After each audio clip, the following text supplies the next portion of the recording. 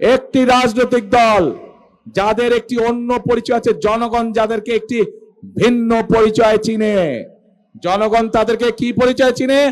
গুপ্ত পরিচয় চিনে, গুপ্ত পরিচয়। আপনারা চিনেন কারা তারা গুপ্ত? বাংলাদেশের রাজনীতিতে কারা সেই গুপ্ত? চেনেন আপনারা, আলহামদুলিল্লাহ। প্রিয় ভাই বোনেরা,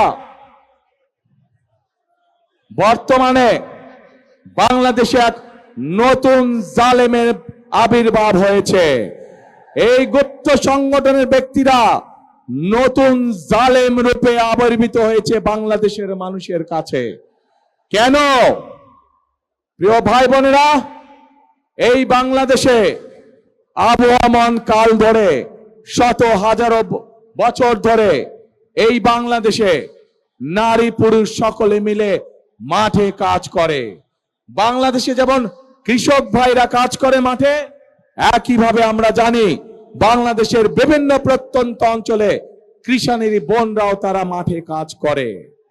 প্রিয় ভাই বোনেরা, শুধু মাঠেই নয়, বিভিন্ন কল কারখানায় আমরা দেখেছি আমাদের মায়েরা, আমাদের বোনেরা, আমাদের নারীরা তারা পুরুষের পাশাপাশি কাঁধে কাঁধ মিলিয়ে কাজ করে। তারা যে গার্মেন্ট শিল্প নিয়ে সমগ্র পৃথিবীতে আমরা গৌরব বোধ করি, সেই গার্মেন্ট শিল্প টিকিয়ে রেখেছে এই দেশের নারী সমাজ, এই দেশের মা বোনেরা।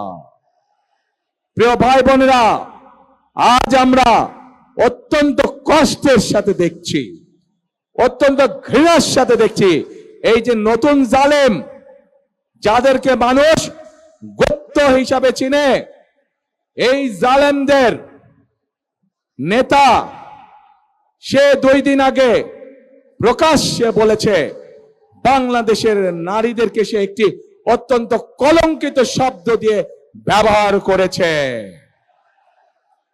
প্রিয় ভাই বোনেরা,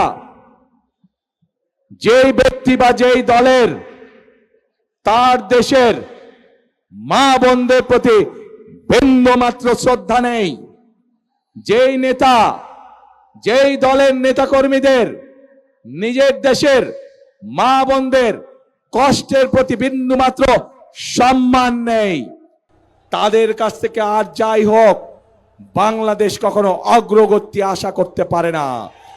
তাদের কাছ থেকে আর যাই হোক বাংলাদেশের মানুষ আত্মসম্মানমূলক কোনো মর্যাদাপূর্ণ কোনো আচরণ আশা করতে পারে না।